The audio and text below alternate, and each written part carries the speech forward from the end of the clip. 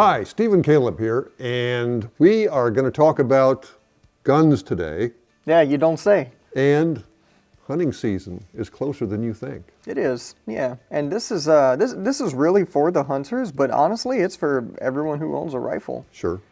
If today we're going to cover, kind of what to look for if your rifle is not shooting as accurate as you want it to, or if maybe it was shooting accurately and then for some reason started shooting all over the place. So how to kind of diagnose that and what to look into. But I think the number one thing, the easiest thing to try, Steve, what do you think it is? I would say get a tool and check your fasteners. Yes, that is, if it was shooting great, then all of a sudden it stopped. That's a really good sign. Right here, somewhere in there's something loose. Yep, so tighten those scope rings, scope bases, all that stuff. Just turn it. While your buddy's staring down his barrel wondering what's wrong with it, you'll be tightening your scope screws and looking good the next time you shoot. Yeah, so that's the easiest thing to check. The number one thing, that's probably the most common issue. And in a related item, action screws. Yes, that's because if that thing starts flip-flopping in the stock, it's going to shoot all over the place. Yep, so your front action screw and underneath here, and then your rear action screw, that's what you're going to need to check. Make sure those are torqued down. Even if one of them can be a little loose, and that's all it takes. Right. It's weird, but it happens. If you've got some type of gun with a forend that touches the barrel, actually, like a lever action or a 1022 with a barrel band or something, that stuff either has to be really tight or not there at all, because otherwise it's inconsistent. It has to be the same each time, whether it's good, bad, or indifferent. But it's got to be the same to shoot the same. Yep. So first up on the list, check all your fasteners. Right. All right. Easy. And then another one would be, and this isn't necessarily for a gun that was shooting great then started shooting bad, but for guns in general, I mean, ammunition. Some guns hate certain ammo for some reason. Oh, and especially if you buy the cheapest stuff you find. Yeah. If you have a precision rifle or precision type setup and it's not shooting what it was advertised to do, but you're buying some stuff made in Serbia or something like that, I mean, it's probably not going to be the most consistent stuff. Right. The big thing is to remember some guns will shoot anything well, some guns will shoot some things well, and some guns have one load they shoot well. Yep. So try different ammo, especially if you're a hand loader. Try some different loads, and go with what works best. You'd be surprised, because I've seen two guns come off the shelf. I mean, come off the basically almost identical serial numbers. Right. And one liked a certain ammo, and the other didn't really shoot as well with it. So it's weird how that stuff works. Yeah. Now, when you go to sight in, do you have any idea why this thing turns up here? It's an adjustable objective, and what it does is it minimizes the variation that your reticle does at a given distance. Because if you move your head, even though you have a good sight picture, those crosshairs can wander on the target in relation to where you move your head if they're not, I don't want to say focused, but they're set for the proper yardage. Yeah, so if you're running an optic with a parallax adjustment, make sure you have it set properly. Right. And sometimes it's not, the numbers aren't always perfect either. No. If you, let's say I set it to, 50 yards, right? And I'm looking at a target at 50 yards, and my gun and scope are perfectly still, and I move my head behind it, the crosshairs should stay in the same exact place as long as that rifle's being still. And that's how you can check that. Just move your head around, and the crosshair should stay in the same place on the target. Right. So yeah, that's adjustable parallax is an interesting one too. So. Yep. And on the back end, there's usually an adjustment for your eye to get perfect focus on the target. Because if you're a little nearsighted, farsighted, whatever, this will make up for that.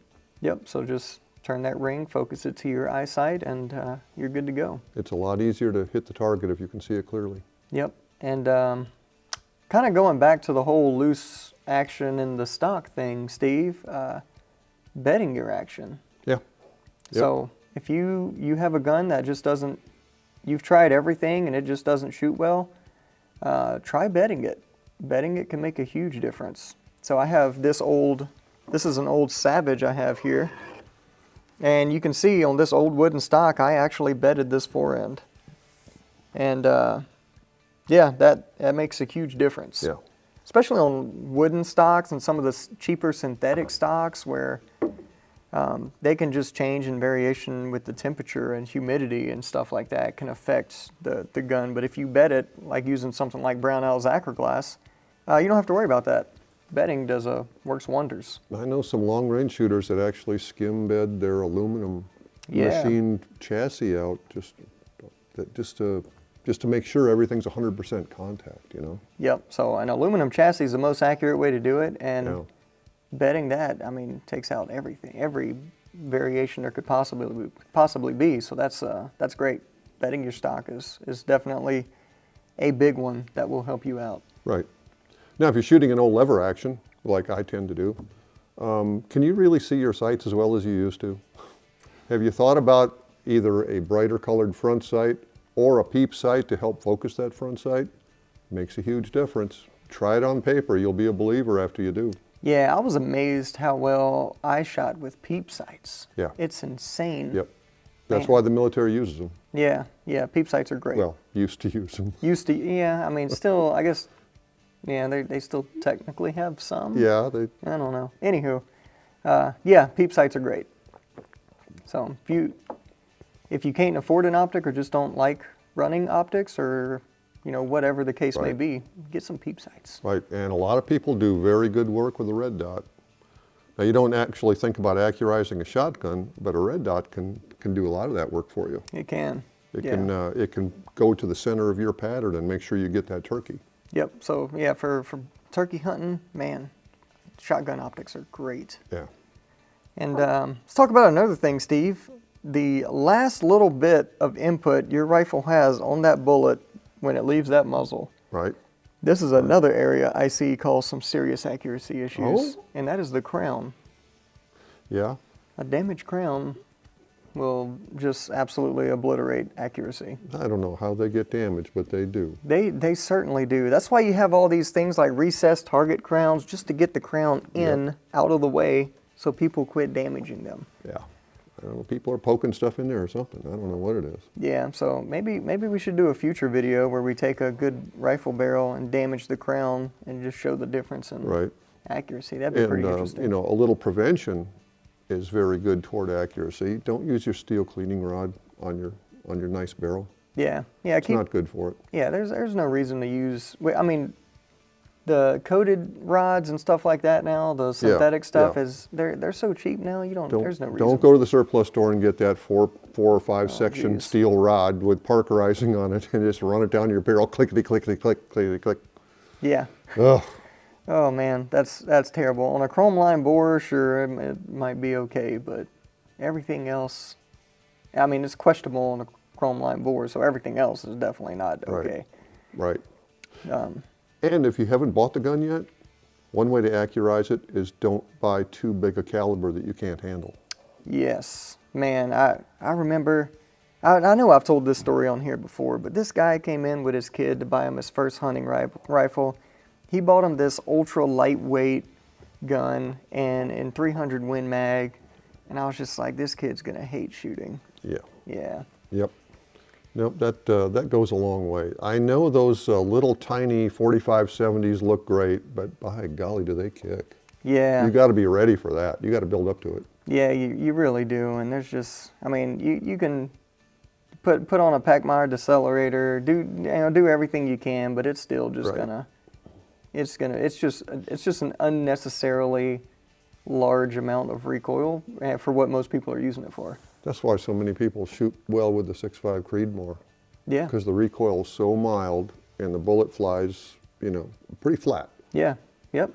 For a 6.5, and that's what's so magic about that caliber. It just works really well and makes it easy to shoot. Yeah, that's the biggest thing about it. It's easy for novices to shoot and shoot well with. Yeah, because it thumps less than like a 308 or something to me. Yeah, me too. Most loads. Yeah, I would agree with that. So that's why so many people like it. That's why it's so popular.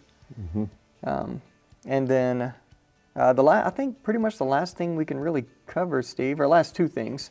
One would be copper fouling. All right, that builds up. Copper fouling builds up in between those lands and grooves, and just absolutely wreaks havoc on that projectile as it's leaving the barrel. And, Right. Now, if you're shooting a 30-30 Model 94, you can skip ahead to the next segment. Yeah, you ain't got to worry about it. But some of those hotter, faster bullets, they will foul up a barrel like crazy. Yeah, they sure will. Yep. So and that's just basically the copper jacket on the bullet shredding into the rifling. And the reason those hotter, faster bullets do that is because they are burning through there so hot. There's so much friction. There's so much powder pushing them out of there. They're just screaming through that barrel, leaving behind the traces of the jacket, and that builds up. You got to clean that stuff out. And some barrels are smoother than others, and they foul quicker. Yep. So make sure you keep your barrel clean. If your gun starts shooting bad, you checked everything else, clean it. Cleaning is another easy thing to do. As much as people hate to do it, it's relatively easy to do. You just get a good copper solvent. All right. And you mentioned there were two things. Yeah, I wanted to talk about trigger pull. I thought you'd get to that. Yeah, a heavy trigger pull will really can really cause accuracy issues. It's not necessarily the gun's accuracy; it's the input you're putting on that gun. Right.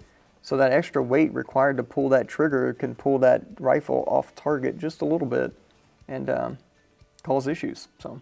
Yep. You don't necessarily have to go with an aftermarket trigger. Some are adjustable right from the factory.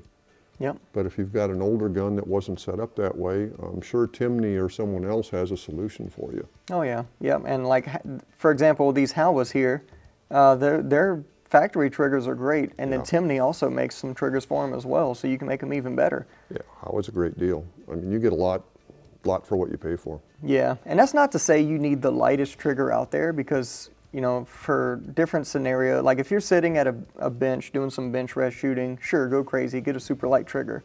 If you're hunting with it, walking around the woods and stuff, I wouldn't recommend going too light. I'd say the lightest I usually recommend on hunting rifles is 3 pounds, but 3 to 3.5 tends to be the sweet spot for most hunting rifles. And that's in warm weather. Yeah, in warm weather, you don't have gloves on, things like that. So. Or numb fingers, or whatever. Yep. So I think that covers most of it, Steve. Yeah. If you're shooting an optic, make sure your comb is at the right height so you can actually see through it without straining, because strain puts stress on you and the gun. You start to waver. Yep. Good Things one. like that. Make the gun fit you. If you have to get it cut so it fits you properly. If you have to extend it, take it to a gunsmith, have them make an extender for it, bring that recoil pad back a little bit. Yeah. All kinds of things you can do. Yep. Excellent. All right, and with that being said, that's it. So if you have any questions, comments, anything you want to add, anything you think is dumb and you want to take away, feel free to post it down in the comments below. And as always, if you need help with anything for any reason ever, feel free to give us a call on the tech line. We'll be happy to help you out. Thanks for joining us, and we'll see you next time.